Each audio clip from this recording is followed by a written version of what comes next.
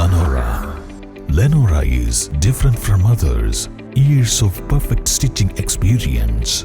Lenora linen, cotton cloth and stitching. Pandikad Road, Vandoor. Revenue ഗ്രാമപഞ്ചായത്ത് അധികൃതരിൽ നിന്നും കൃത്യമായ ഉറപ്പ് ലഭിച്ചില്ല. മുണ്ടേരി നാരങ്ങപ്പൊയിൽ പ്രകൃതിയിലെ ആദിവാസികൾ സമരം പഞ്ചായത്ത് ഓഫീസിന് മുന്നിലേക്ക് മാറ്റി. കുന്നിടിച്ചിൽ നേരിടുന്ന തങ്ങളുടെ വീടുകൾക്കും തങ്ങൾക്കും സുരക്ഷയും സംരക്ഷണവും ഒരുക്കണമെന്നാവശ്യപ്പെട്ടാണ് നാരങ്ങാപ്പൊയിലിലെ ആദിവാസികൾ ബുധനാഴ്ച UDF അംഗങ്ങളുടെ പിന്തുണയോടെ സമരം ആരംഭിച്ചത്. കാലങ്ങളായി ഇവരുടെ വീടുകൾക്കു പിറകിലെ കുന്ന് ഇടിച്ചിൽ ഭീഷണി നേരിടുന്നുണ്ട്. മഴക്കാലമായാൽ അടുത്തുള്ള ദുരിതാശ്വാസ ക്യാമ്പിലേക്ക് ഇവരെ മാറ്റുകയാണ് ചെയ്യുന്നത്. എന്നാൽ പ്രശ്നത്തിന് ശാശ്വത പരിഹാരം കാണണമെന്നാവശ്യപ്പെട്ടാണ് സമരം. വ്യാഴാഴ്ച വൈകിട്ട് 3 മണിയോടെയാണ് 32 അംഗങ്ങൾ പഞ്ചായത്തിന് മുന്നിൽ സമരവുമായി എത്തിയത്. Nilambur tahsildar, village officer, Pothukal police എന്നിവർ സ്ഥലം സന്ദർശിച്ച ശേഷം സമരക്കാരുമായി ചർച്ച നടത്തി. എന്നാൽ ജില്ലാ കളക്ടർ എത്തി ശാശ്വത പരിഹാരം കാണും വരെ സമരം തുടരുമെന്ന് ആദിവാസികൾ അറിയിച്ചു. 3 കുടുംബങ്ങൾക്ക് മണ്ണിടിച്ചിൽ ഭീഷണിയുള്ളതിനാൽ വീടുകൾക്ക് പിറകിൽ ഭിത്തി നിർമ്മിക്കാൻ ITDP പഞ്ചായത്ത് അധികൃതർക്ക് കത്ത് നൽകിയിട്ടുണ്ട്. സംരക്ഷണ ഭിത്തി നിർമ്മിക്കുന്നതുവരെ മുണ്ടേരി ഗവൺമെന്റ് ഹൈസ്കൂളിലേക്ക് താമസം മാറ്റാൻ നിർദ്ദേശിച്ചിട്ടുണ്ട്.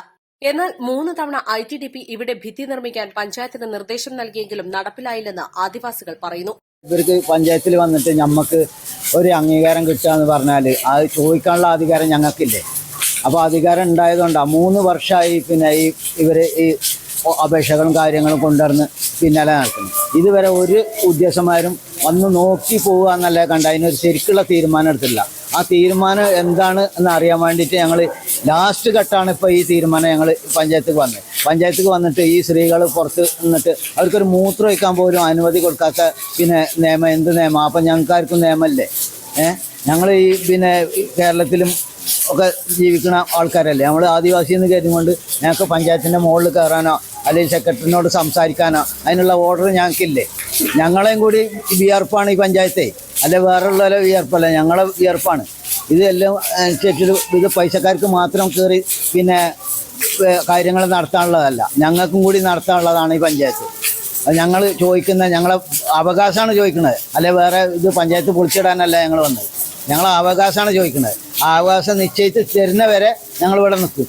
അല്ലെങ്കിൽ കലക്ടർ നേരിട്ട് വന്നുങ്ങാട്ട് അതിൻ്റെ ശരിക്കും റിപ്പോർട്ട് കാണട്ടെ, എന്നിട്ട് ഞങ്ങൾ പോയിക്കോളാം.